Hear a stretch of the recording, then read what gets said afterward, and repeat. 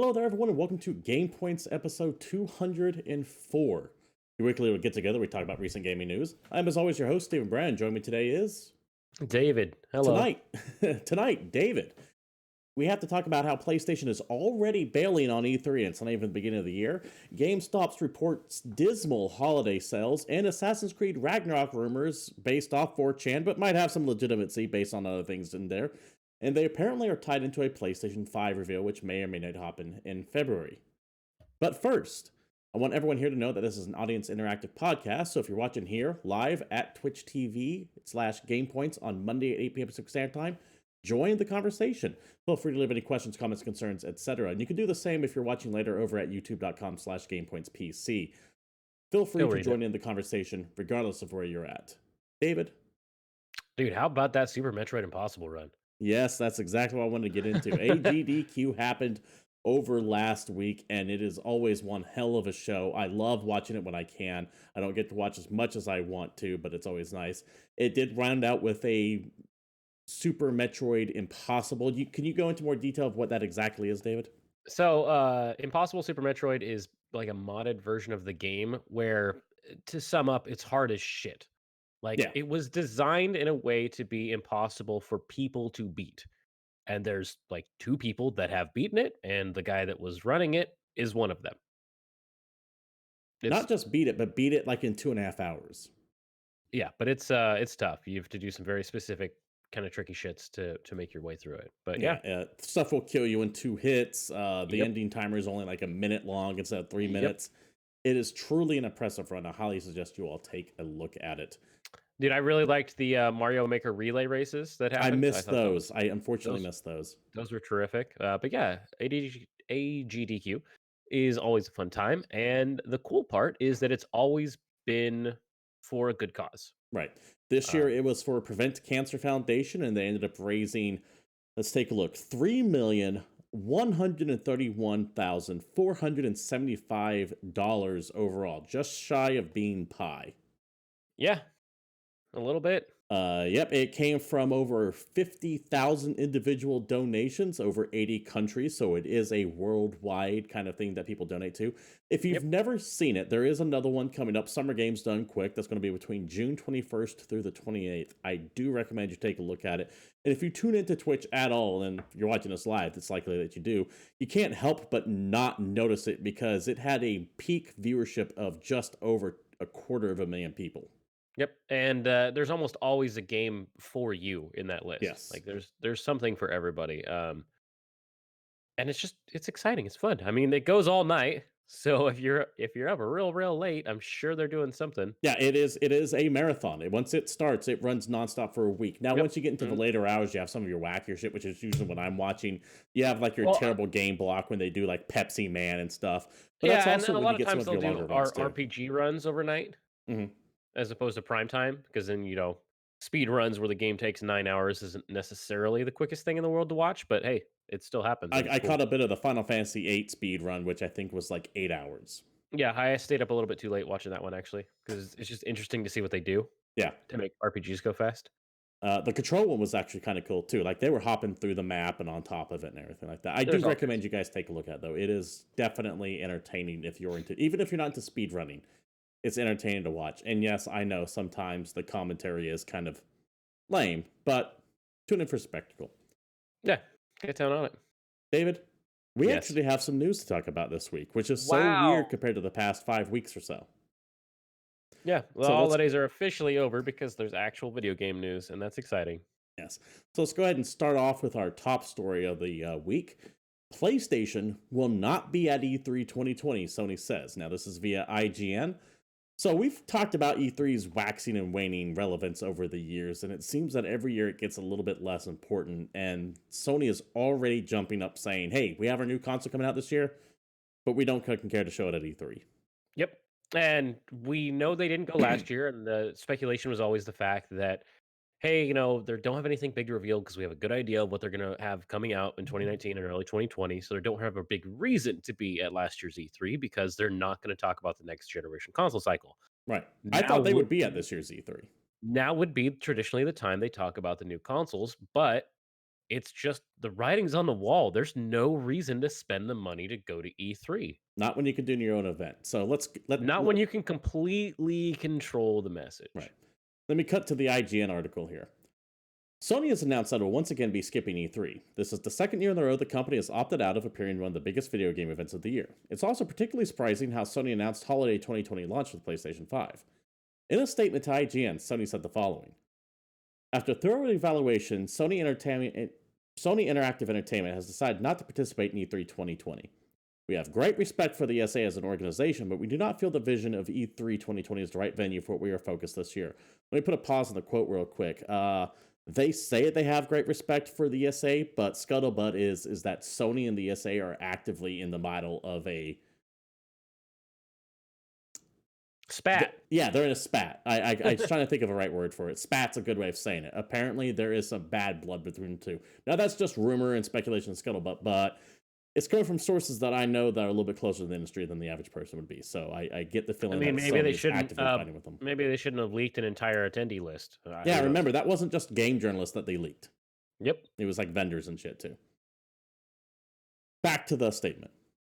We will build upon our global event strategy in 2020 by participating in hundreds of consumer events across the globe. One of which is happening soon in New York, I believe, sometime next week.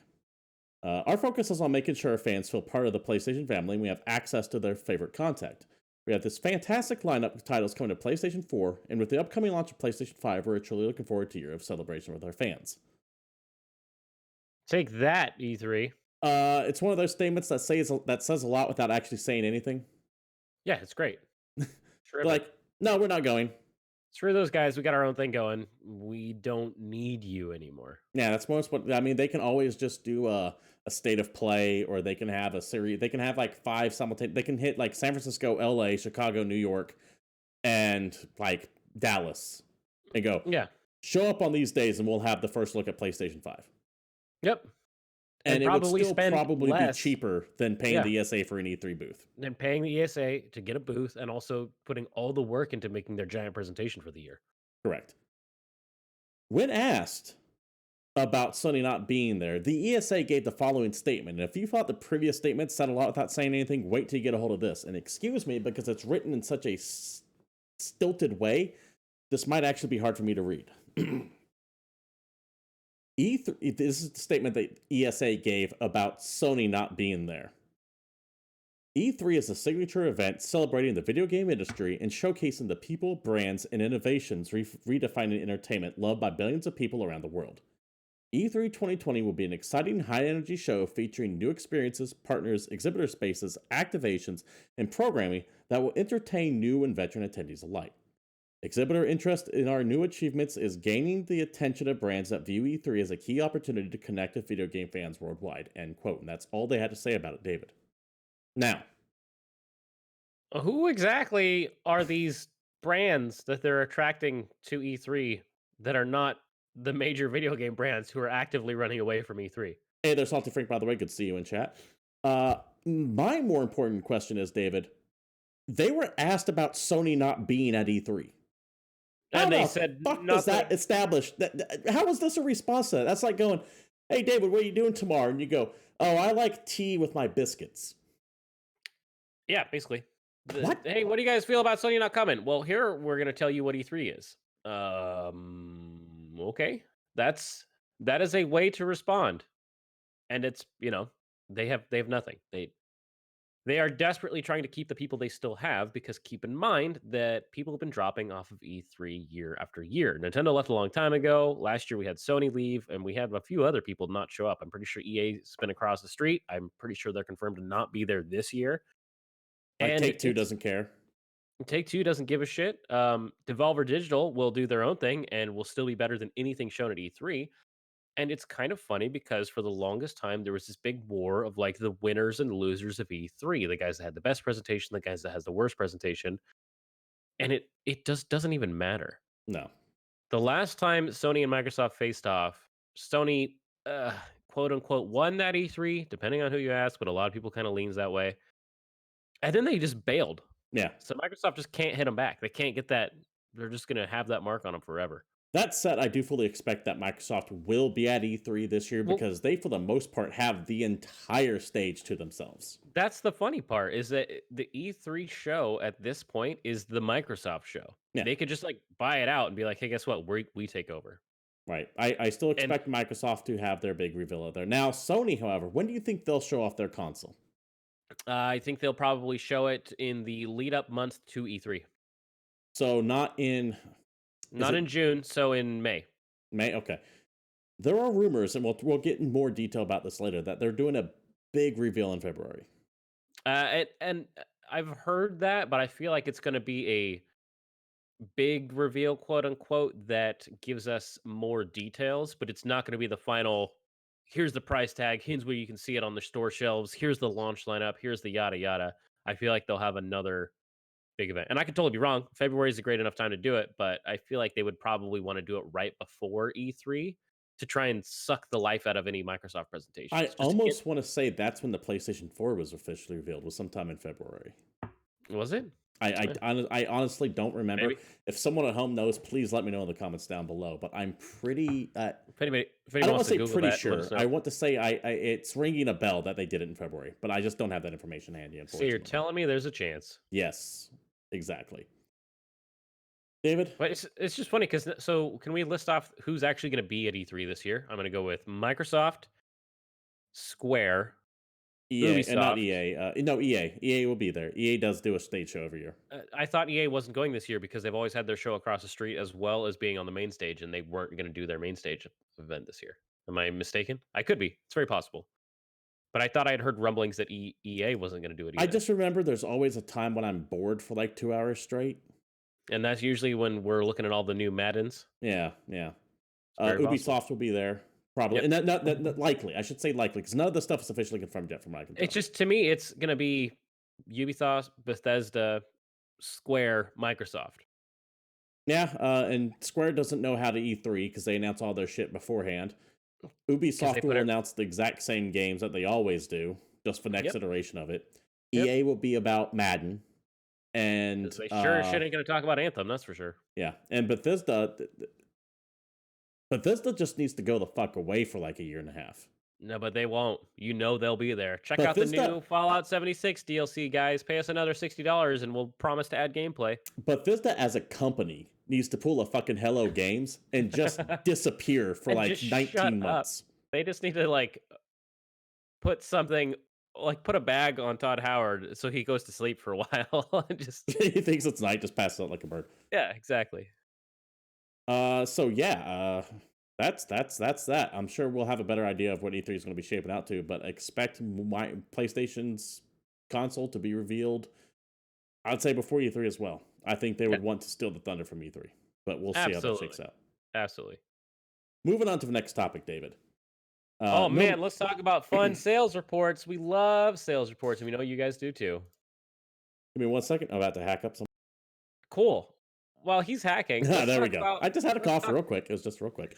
Let me do this one because it's dumbass numbers. You can take the next one. How's that sound? I was just gonna read off the intro and then I was gonna go to sleep. Oh, okay, fair enough. I mean, everyone else is going to, but let's get into it. So one of the things we've been talking about here for the past, it feels like longer than it has, but I think it's only been about the last year or so, though. But it feels like we've been talking about this since the show's incepted. Normally, boats don't take this long to sink. Yeah, is that GameStop has been sinking hard. Yes. It's not a secret. Everyone expects GameStop to collapse any day now. And we were talking about how maybe this holiday season they might get a little bit of a bump, as you traditionally do during holidays. Well, they reported their holiday sales today, and they ain't looking good. This is from Sony's official, or GameStop's official statement. Bear with me. It's going to be a lot of business speak. It's going to be a lot of numbers, which I know translate very poorly into the spoken word. He'll be fine. Total global sales from continuing operations for the holiday period were $1.83 billion, a 27.5% decrease compared to the 2018 9-week holiday period ending January 5, 2019. Total comparable store sales for the 9-week period decreased 24.7%, following a 1.5% increase in comparable store sales to the similar period in fiscal 2018. Sales results during the holiday period are indicative of overall industry trends impacting the video game industry and driven by an accelerated decline in new hardware and software sales, particularly in the month of December. AKA, they dropped over a quarter compared to this time last year when they actually had a little bit of an increase. Yep. That's how fucking dire the situation is for GameStop. I also like how they mention that it's indicative of industry trends, but I don't think we have any reports from like Walmart and Best Buy and all the other hardware sellers that are saying no one's buying video games. No. Those reports are out there. We're not covering it so much because it's a given. I'm not bringing it up on the show too much, so I wouldn't be surprised unless you were going out on doing your own research on it. Game sales overall have been declining. For physical sales. And digital. Total sales overall have been declining. Hardware sales have been slowing down. As sense. is expected at the end of a console life. Because everyone starts pulling back. You've already saturated the market at this point. Who wants a PlayStation 4? Has it. Who wants an Xbox? Has it. Who might be thinking of buying one? Might be waiting a year to get the new stuff. Yep. So overall, you can get a cool bundle. Right. Overall, everything has been slowing down. But GameStop specifically has been hit very hard by this. Like, more so than the trend. Like, the trend is downward for everyone, but GameStop is plummeting. So they're accelerating much faster. Because they've been on a continual decline for a while. Back to GameStop's press release from George Sherman, GameStop's chief executive officer. And I think I don't recognize that name. I could have sworn they had like a different one not 6 months ago. But hey, what the hell do I know? I'm sure. Quote, we expected a challenging sales environment for the holiday season as our customers continue to delay purchases ahead of the anticipated console launches in late 2020. He is correct there, by the way. That is what's happening. Back to his quote. However, the accelerated decline in the new hardware and software sales coming out of Black Friday and throughout the month of December was well below our expectations, reflective of overall industry trends. On a positive note, we continue to see growth in the Nintendo Switch platform, which supports our view that sales will strengthen as new consoles innovative technology are introduced.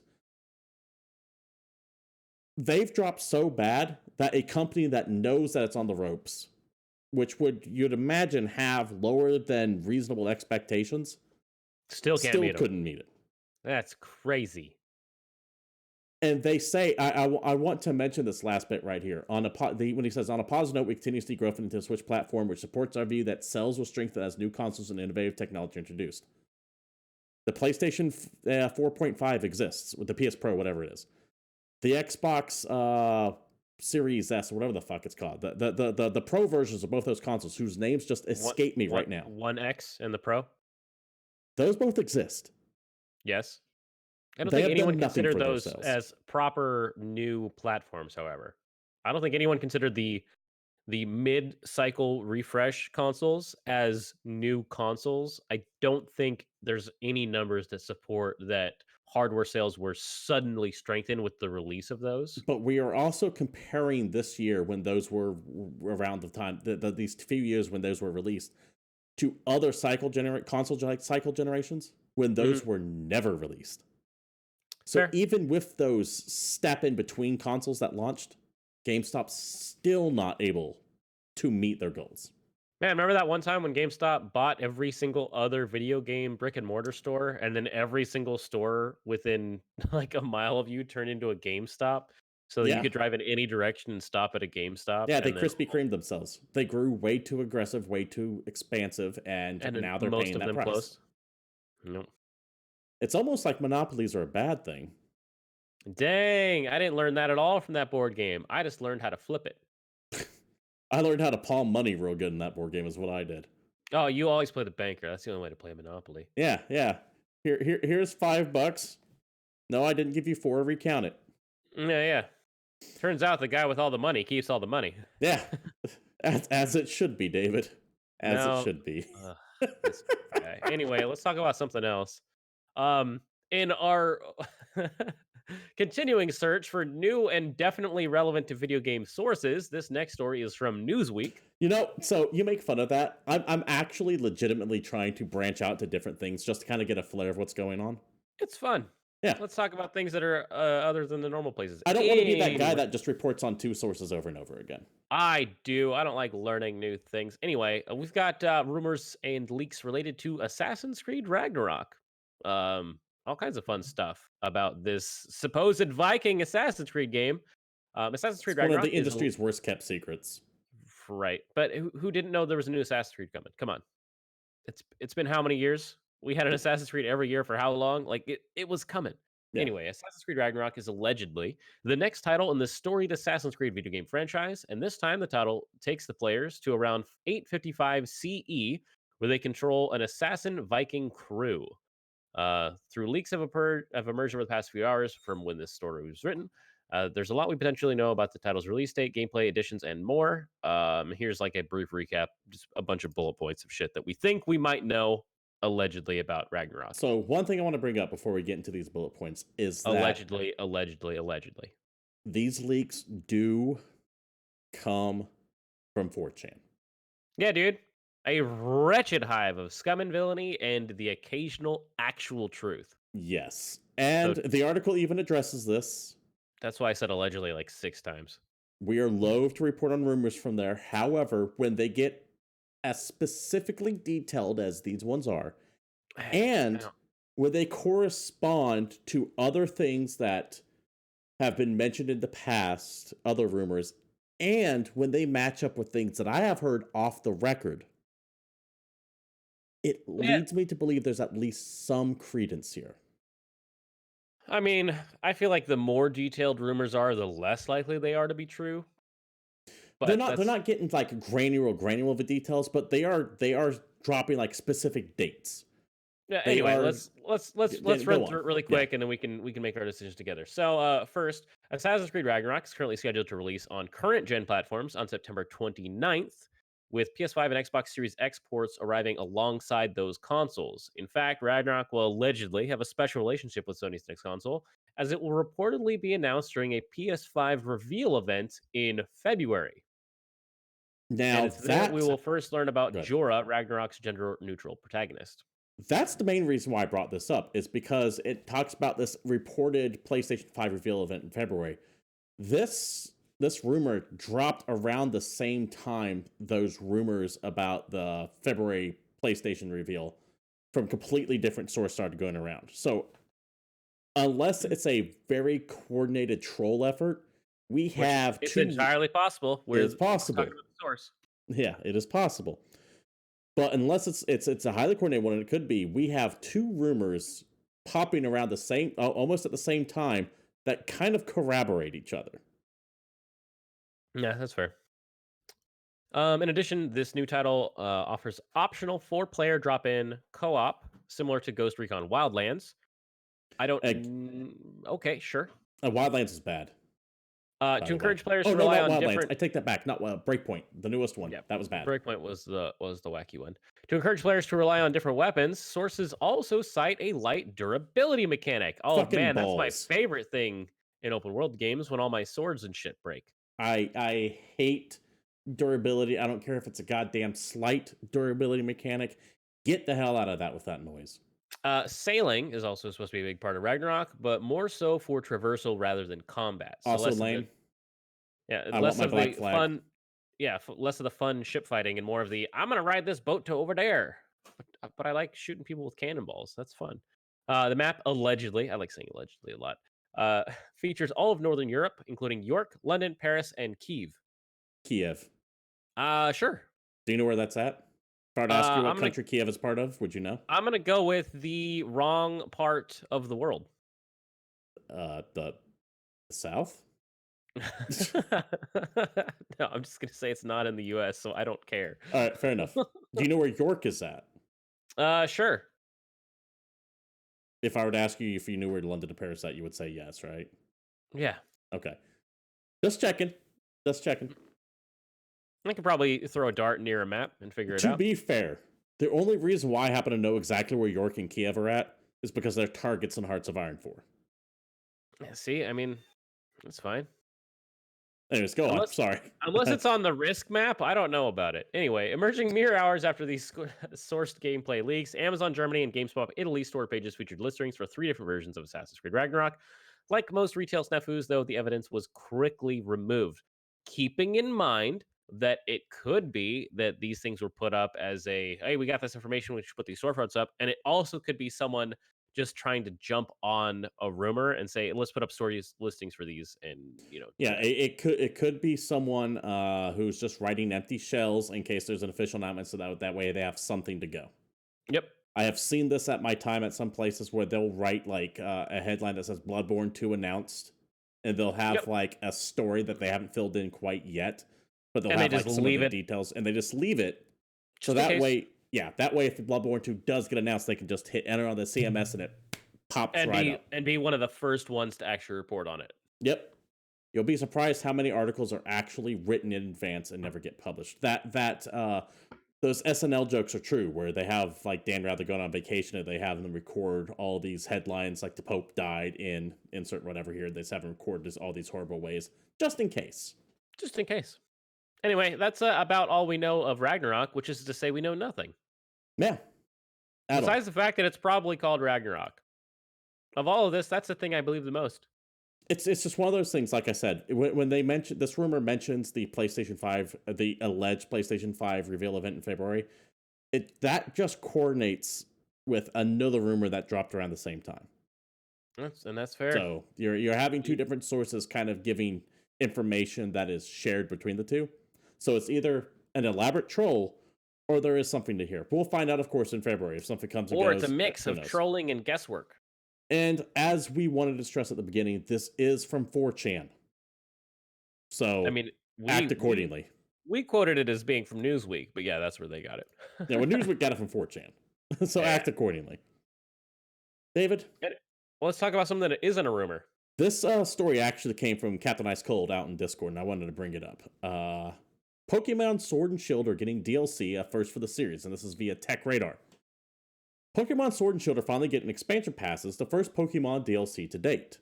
The announcement was made during the last Pokemon Direct, where the Game Freak revealed that the newest Pokemon games are getting an expansion pass this year, which will grant players access to 2 DLC packs, Crown Tundra and the Isle of Armor.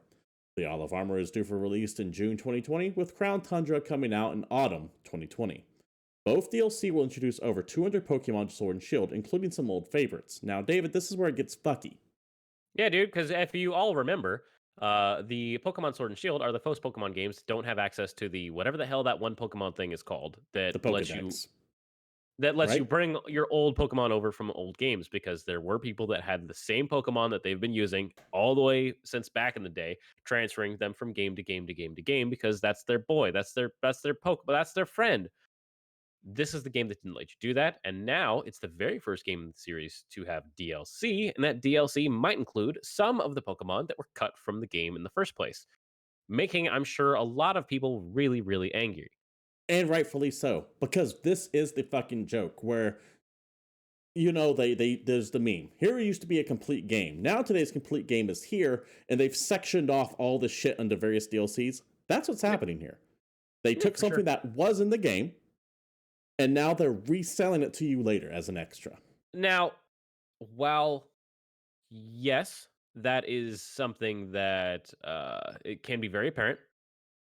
This Pokemon game specifically runs on a new engine compared to every other Pokemon game that came before it.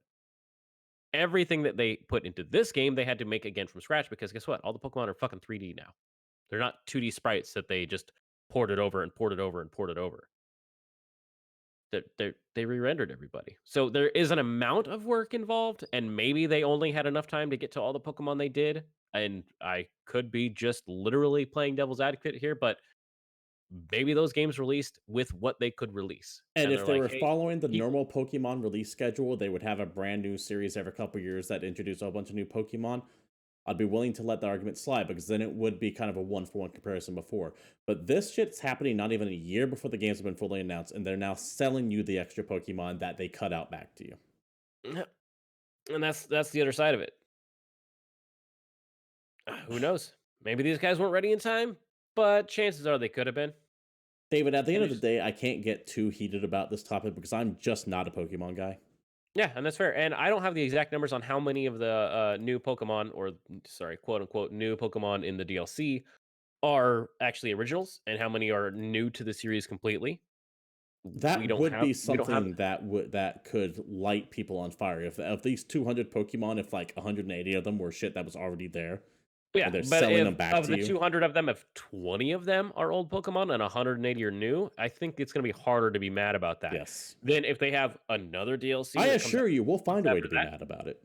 oh yeah, for sure. It's easy. But if they slowly nickel and dime everybody with another 200 pack of Pokemon like a year from now, and then another 200 pack a year and a half from now, and keep doing that with just a little chunk of them being originals until all of a sudden Sword and Shield have all the fucking Pokemon and a bunch of new Pokemon.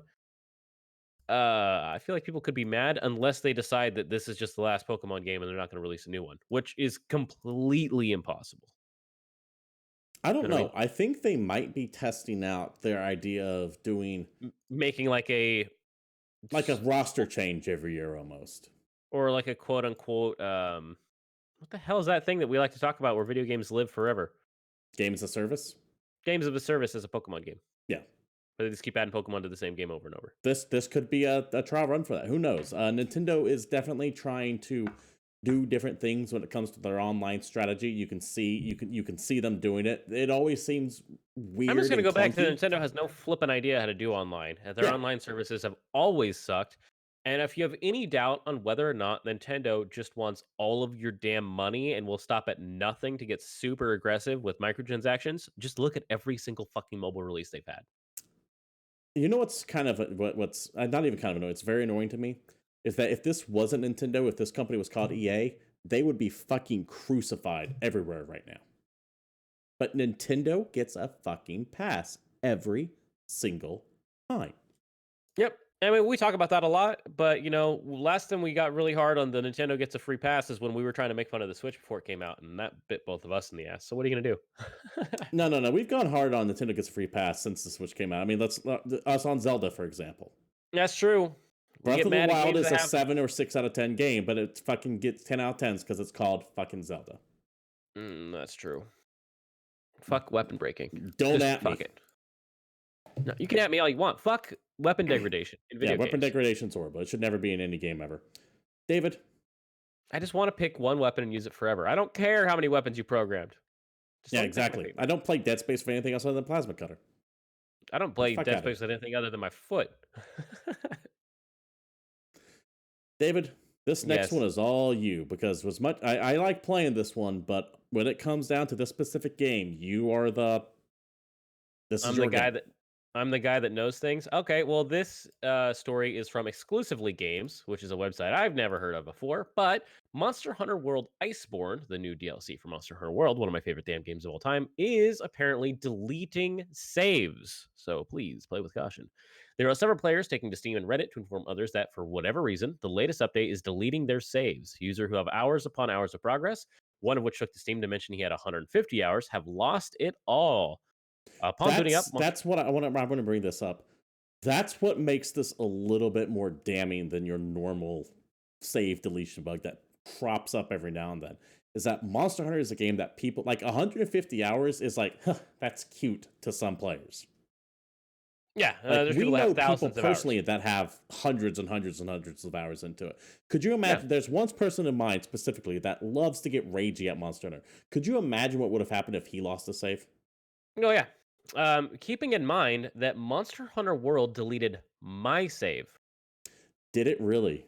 not Iceborne. I'm going back to the original Monster Hunter World release on PC. How I played that game for approximately 130 hours, logged in to find my save fucking gone. It said that the file couldn't be found. I tried to back it up with the Steam Cloud. It was fucking gone. And it's only through the ridiculous Google full of one of my friends who actually went in and manually edited some like INI files and shit to fix my old save. Because the only thing that saved it is I had like another copy of my save. that also wouldn't load until we manually edited a file to make it so I had one less potion in my inventory than I had before, which forced the game to recheck the save file and verify its integrity, and then all of a sudden it worked again. This happened to me like a year ago. Wow, that's fucked up. I didn't even know that. Yep. I almost quit Monster Hunter forever. Yeah, that would have. I mean, I have such a short tolerance for that shit. I mean, I stopped playing Dauntless after an hour and a half because of a bug that kept me from doing a quest. I went, fuck this, I'm out. Yep. So I can only imagine if 100, even if a 50-hour save was eaten, I'd be done. Yeah. And so that was some shit that happened. But anyway, what's crazy is how similar this sounds to what happened to me in the first place. That's why I was so caught off guard when you said that. The outrageous part is that I legit have a script on my computer that automatically backs up my Monster Hunter game every time I close it. I've had that since that incident. Yeah, I would too. So when I saw this, I was like, oh dang, man, that sucks. But I had this issue a really damn long time ago, and a few other people did, and I've been running this script that automatically backs up my game every time the game closes. Like I've got a file in my documents folder that's got like 300 different Monster Hunter saves. No, that's smart. But upon booting up, Monster Hunter World will do a routine check for your save file. Players have reported that during this process, they've received an error message claiming that the system cannot find any compatible save files. If you continue on past this point, you actually have to press X to like continue. A new save will be created and it'll overwrite and delete any you had beforehand. So players that have cloud saves, your file will be instantly replaced in the server once you leave the game. So if you confirm, like, hey, this save file is not working, it'll make a new save file. When you close your game, it'll upload that new save file to the cloud, and you're fucked. It's so bad. The initial belief was that mods were the cause of this issue, but many who have come forward with issues haven't had any installed. Another theory for issues. Real quick, I remember seeing like on Twitter and on Reddit like a GIF, not a GIF, but like an image being passed around saying, "Hey, if you have mods, delete them before you start up Iceborne because it will delete your saves." It sounds like that's not necessarily the case anymore. Yep. Another theory for issues centered around not having played Monster Hunter World in a while and then having to apply the save data format change that took place after launch. This is due to the title not being able to read the old format, thus prompting you to update and sacrificing your data. There's yet to be a definitive answer as to why this happened. Capcom is aware and working on a fix. I also don't believe that has anything to do with the not having to play in a while because I stopped playing Monster Hunter back in maybe July, August. I stopped before you did, and my save was fine. And my game just loaded right up. I didn't have any issues. But again, I've been paranoid about this ever since I had an issue with Monster Hunter a year ago. And my game backs up. And a bunch of people had issues with this a year ago. And I'm honestly wondering if whatever code broke my game all that time ago somehow got back into the Iceborne update and it all happened again. This falls in the category of unacceptable. This falls under the category of it doesn't matter how many times you fix something, you can never have complete confidence in what every single computer is going to run. Because part of the issue that I had that led to this was some weird like RAM discrepancy when my game cached and it went to build the save. Like there was some weird shitty thing that my computer did to interact with Monster Hunter that caused my save to break, which is why there was some weird fix. And I just said, screw it. And I just had my save start automatically backing up in case it happened again. I get what you're saying, but this seems RAM in my computer, and I haven't had any issues with Iceborne. This seems widespread enough, though, that it has to be more than that. Now you can say that, but keep in mind that the squeaky wheel is the one that gets the great. Like the people that are pissed are going to be the loudest, and there's probably still hundreds of thousands of people that are just playing Monster Hunter. Save deletion, though, is up there with like game-ending bugs. Like this is shit that should absolutely never make it out to a retail release build. Absolutely. And it's completely ridiculous. The only reason I'm so calm about it is because I know it can't happen to me because I already fucking back up my game. Because it already happened. You don't have the fear. I don't have the fear. Fair enough. Because I already know what would happen is if this happened to me and for some reason my save folder was screwed up, I would just never play another Monster Hunter again. This, David, falls into the category of one of those things that I want people who are at home watching us either live here at twitch.tv/GamePoints, or at youtube.com/GamePointsPC. Let us know if you've encountered this bug if you play Monster Hunter. If you've lost your save, what might have happened, what if you're running anything unusual. I'm very curious to see if we can't find a common thread here. Yeah. I mean, I don't think we're going to be the guys to fix it, but if you have had Monster Hunter issues, let us know. Oh, don't get me wrong. I ain't looking to fix it. This is just curiosity more than anything else. But please, let us know your Monster Hunter save deletion story, if you have one, unfortunately. We have 2 more stories I want to hit up before we get to new releases, David. First All right. off, this isn't a story at all, but let's talk about it. No. The WB Montreal, I keep wanting to call it the WB Montreal because of that fucking TV show and that goddamn dancing frog. WB Montreal is teasing yet another Batman game. They have been doing this for a long time. And last week they teased yet another image. That's not the story here. The story here is I want them to fucking stop. Yeah. Stop slow jerking it. The teaser of a fucking title screen, of a teaser of a trailer, of a 10-second clip of someone talking over your logo, over the, oh man, here's a new teaser coming out. Stay tuned to our Twitter on the 24th so we can tell you that in 3 days we're going to have an announcement. Go fuck you. I'm trying to see if I can't bring this up real quick. Stop it. Okay, fair enough. It is essentially another logo to kind of match the Demon's Head logo they tweeted out a few months back for their alleged Batman Court of Owls, whatever the fuck it may be game. Stop. Go away. Just show me a trailer or a launch date. At the very least, announce the fucking game. Just shut up. Just shut up. If they were to say, hey, this game exists, here it is, that's one thing. But they're just circle jerking it. It's like they won't even admit that it's a Batman related product. We all fucking know it's related to something along those lines. Don't worry, because next we're gonna get another tweet that links to a flippin' Twitch channel that has them looking in a weird room with stuff for you to try and figure out for a 48-hour stream. You're talking about the Fallout 76 bullshit? Yep, of absolutely nothing happening. And then you get a logo and oh my god, mind's blown, except they're not.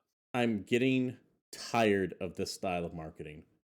And it's actively making me hate the game. That's not even announced yet. It falls in that category of anti-hype. Now, I've used that term a couple times before. The anti-hype, it's the Todd Howard of it all. Yeah, the presentation or the description or the video that makes me less interested in a game. An example of this would be like when EA, or I wasn't EA, Codemaster said that Overlord is coming back. And I was like, fuck yes, Overlord's back. In a brand new mobile adventure. Ooh, got him. Dude, remember how hyped you were for that EA Command & Conquer trailer? I try not to think about that one specifically, but yes, that is a case of anti-hype. I've got a post-it note on my monitor that tells me to bring it up to you every couple months. Do you really? No. I wouldn't be surprised if that was the case, though, because you're that kind of asshole. I am. David, let's round out this news story with something that seems benign, but who it involves really, really concerns me. Grinds your gears, as it were. Yes.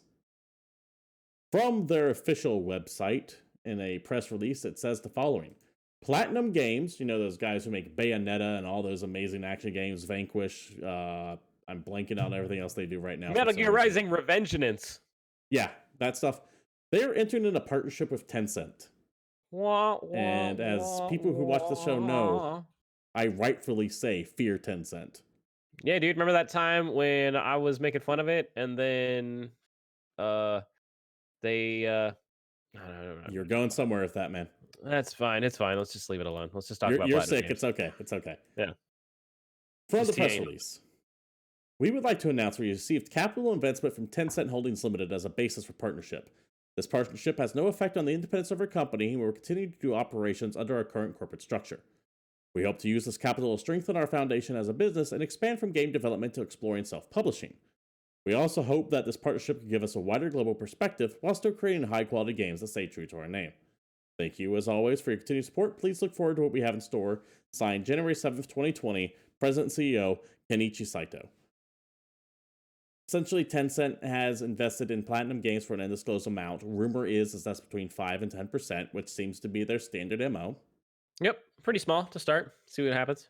Partnership has no effect on independence of our company, meaning that whatever it is less than a 49.9% share.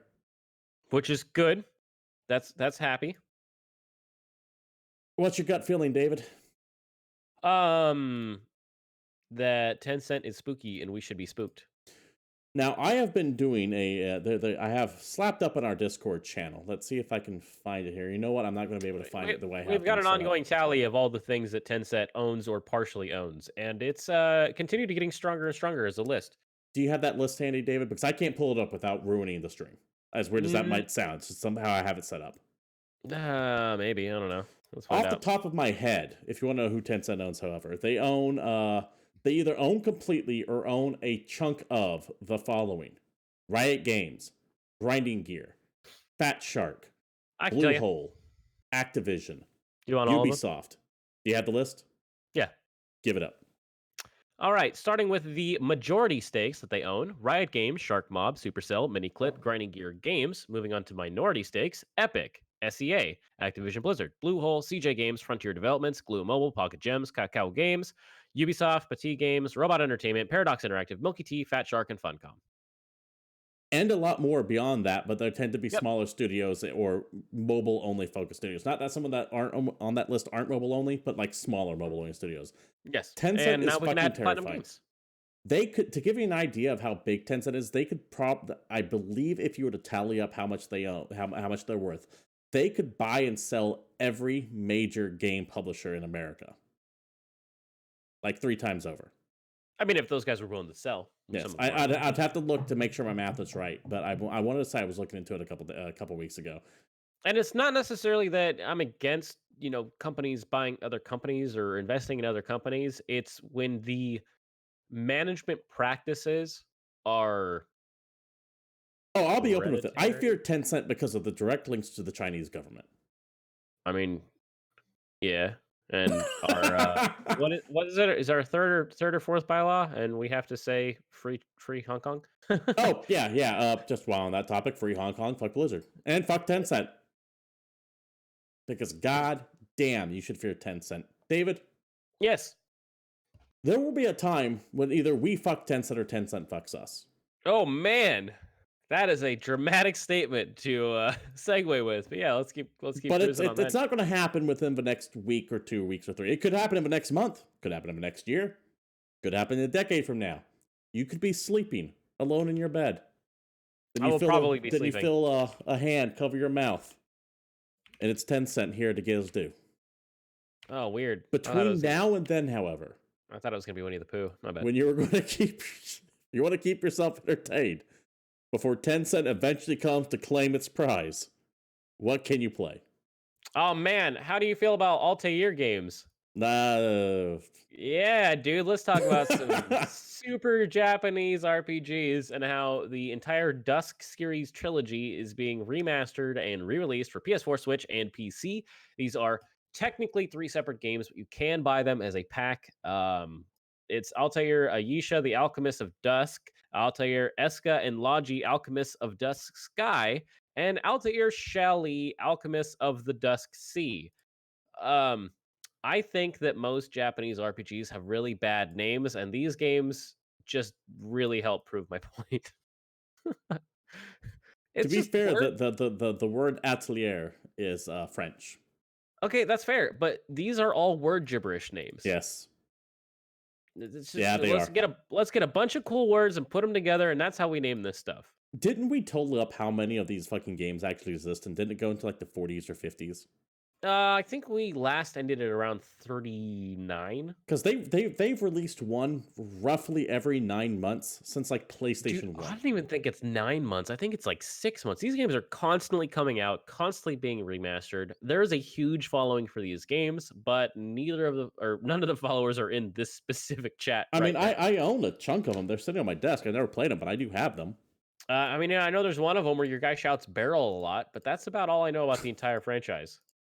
I'm trying to remember exactly which one that is, but I know what you're talking about. It was on PS3. If you clicked on a barrel, your guy said barrel, and that is my entire experience with this franchise. Like I said, no, but remasters. People love them. You love what you love. I do not fault you at all. Oh yeah, I'm not mocking it by any means. I mean, I would play a fucking Ace Combat every 6 months if they release one every 6 months. Man, enjoy what you enjoy. Have fun. Also out this week is Darwin Project, coming out for PS4 and Xbox One.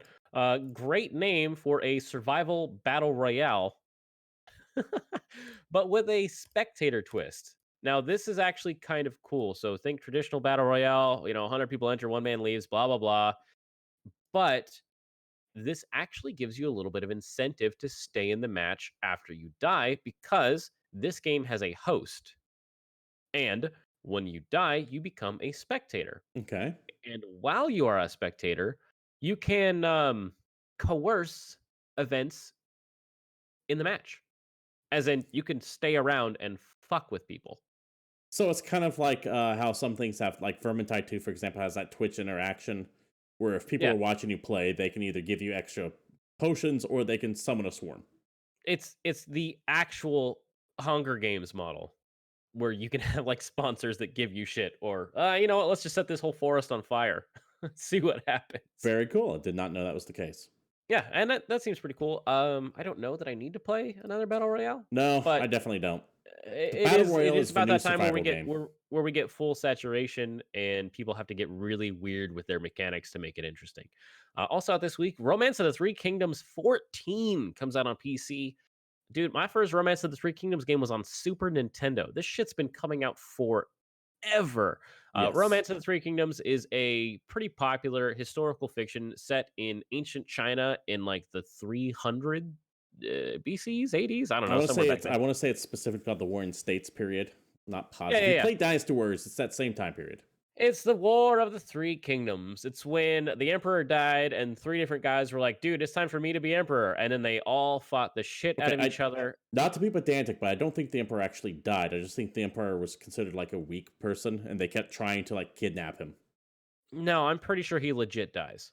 That's what happens. Because I read Romance of the Three Kingdoms in Okay. high school. Well, I played Dynasty Warriors, and they keep talking about passing the Emperor around. Yeah, yeah, yeah. I played the Dyna- video game that the book you actually read is based on. I think I might know more about this than you do. um, Romance of the Three Kingdoms is actually two books, and that's what all the Dynasty Warriors games and the Romance of the Three Kingdoms games. Now, Dynasty Warriors is the Muso style game where it's a third person action game where you just murder thousands and thousands of bad guys, and there's a million spin offs of it. Romance of the Three Kingdoms is the strategy version of the same storyline. I always thought these games were neat. It kind of has the same appeal to me, or like every except for Dynasty Warriors, I'll play every 3 games. This I'll play like every 7. So I'm probably about due to try another one of these games. It's just strategy. I like strategy games. They can be I'm fun. real tempted to pick it up. Real tempted to But pick it up. I liked it on Super Nintendo. I liked it on PS whatever I played it on. I don't remember. But the funny thing is reading through those books, I don't know why I did that. I have no idea. But it is like once in future king levels of archaic, except for with hundreds of proper nouns of names that I can't pronounce. There's a And you have shit to ton of characters in the Romance of the Three Kingdoms story, and all of them are varying degrees of important. Yep. And I don't really read or speak Chinese, and so getting into the intricacies of people that have a one letter difference across their first and last name and trying to remember all the stuff they did was real tough. So what really But fucked me on the pronunciation of these is that my experience with Romance of the Three Kingdoms is solely from the games. yep, and everything they say in the games is a westernization of the way they say it in the books, and the books spell everything differently. Not only that, but the pronunciation you hear now from the games, which is closer to it should be, is laughably different than it was when I was growing up in my formative years, and that's what's ingrained in my head. The horrible, horrible, like, Westerner Mis- pronunciation of this shit. oh yeah, it's great. So it's not like Sao Sao, it's Cow Cow. I mean, that's the It's way forever you Cow Cow in my head, despite that not being how you pronounce that. and how it's not spelled. No. Spoiler alert for people that are actually interested in history and not the fake version. His line is the one that ends up winning. Yes. Well, his is the one that ends up winning, but doesn't he himself get overthrown by like a No, yeah, no, different dynasty? he doesn't win. His like son or grandson is Well, the yeah, one this that shit ends goes up on for taking like 200 or 300 years, right? But yeah, what I'm saying is that they take over everything and then they immediately get usurped by a different line. And that is how it ends. yeah, it's great. Truly terrific. So Great these job. 3 houses fight each other. One house emerges victorious. And then after things settle down, a 4th house goes, fuck you all, and takes them all over. Anyway, as much as we need to get super deep on weird ancient Chinese history that's mostly fictional, we're talking about RTK. Yeah. Let's And once also again, talk about my video knowledge games. on this is solely from the video game. So I could be Yeah. completely wrong. Also out this week, Alliance Alive HD Remastered comes out on PC. This is I don't know, it's another remaster of a game I never played before. It's a game I honestly have never even seen before in my life. I'm not even kidding. I've never heard of the Alliance Alive. Have you? I have heard of it by name alone. It's Because got an HD remaster, so people played it. People it liked was it. one of those weird ass names that I went, huh, okay. It And looks I like an action believe RPG it that I've was never heard of before. published by Atlas in America, but not Japan, so it's not really an Atlas game. But since Atlas was associated with it in the American publish, I kind of looked at it briefly, but I never really got it. That's the extent of my knowledge of it. Yeah. Anyway, that's got a remaster, so if you're into that, then you have fun. Dragon Ball Z Kakarot comes out this week for PS4, Xbox One, and PC. This is the action RPG Dragon Ball game that I think a lot of people were excited about this because I don't think we've had a proper action RPG Dragon Ball game. Those There's been a million games do remarkably well. There's been a million fighting games. Dragon Ball Fighter Z, or however you actually want to say that, was a pretty damn good fighting game when it came over and just beat the crap out of Marvel vs. Capcom Infinite as being an actual good tag team fighter a year or two ago. And it's just more Dragon Ball. People like Dragon Ball. It's the original story of Goku, whatever that means. You can fight, you can fish, you can eat, you can train with Vegeta, you can have all kinds of fun in Dragon Ball Kakarot. Get down on it. And finally, Tokyo Mirage Sessions Octothorpe FE Encore comes out for Switch. Octothorpe? Yeah, bro. That's sharp, son. I don't think it's a hashtag. That's sharp. Well, whatever. Musical term, sharp. Well, I didn't read the cliff notes. I'm going to read it as an Octothorpe, and you can fight me on it. Anyway, that game comes out on Switch. This is another remaster, re-release, whatever the hell you want to call it, of a game that came out on, 3DS, where it's a mix of Wii U? Oh, Wii U. Okay. Fire Emblem characters mixed with other Atlas games, and it's a action RPG where you've got all these different characters from all these different not really related franchises that play similar, have similar vibes. Do you remember when the Wii U was first announced? Nope. And they had this trailer. It wasn't anything but a logo, and it said Fire Emblem Cross Persona. Or Fire Emblem Cross Shin Megami Tensei, I should say. Oh, okay, yeah. That is what this turned into. Gotcha. So it is, think more Shin Megami Tensei with its weird modern-day Tokyo setting, and it is like pop idols battling each other. So this is Japanese as it gets. It's definitely more Megaten than Fire Emblem. But there's some slight Fire Emblem crossover. It would be more accurate to say that this is a Megaten game with Fire Emblem hits than it is a Fire Emblem game with Megaten hits. Okay, whatever he said is probably the truth, but that is the last game I have to talk about this week. David? I'm sure there's a million shovelware games going straight to your Switch's digital library. Oh, yeah. We're real close to the beginning here of the onslaught of video games. In fact, I have something tomorrow I'm excited to be playing. I'm going to be playing the last autumn DLC for Frostpunk. Doesn't come out for a couple weeks yet, but I was able to get it out early, so you can definitely take a look at that coming out tomorrow if you come into Twitch at Twitch TV/GamePoints around 1 p.m. or so. Really looking forward to get a hold of that. But we have a whole mess of stuff coming, and goddamn, I can't wait for it to get here. But with all of that comes the end of new releases, of course, which means we're at the end of the show. Thank you all for showing up. This has been GamePoints episode 204, and if you want to join us live next time, you can do so every Monday at 8 p.m. Pacific Standard Time, right here at Twitch TV/GamePoints. I almost said GameStop because we were talking about GameStop earlier. Yeah. Or if you can't join us live, you can go over later at youtube.com/GamePointsPC. If you like what you saw here and you want to support the show, you know what streamers want: follows, bits, subs, shares, likes, etc. Join our Discord with the link provided down below if you want to reach out to other members of the community and keep up with announcements. You can follow the show at GamePointsPC on Twitter. You can follow Dave there at _story. And you can follow myself over at CapitalistPig21. Once more, this has been GamePoints. Thank you for showing up. And until next time, we're out of here. Tonight's episode is sponsored by Dayquil.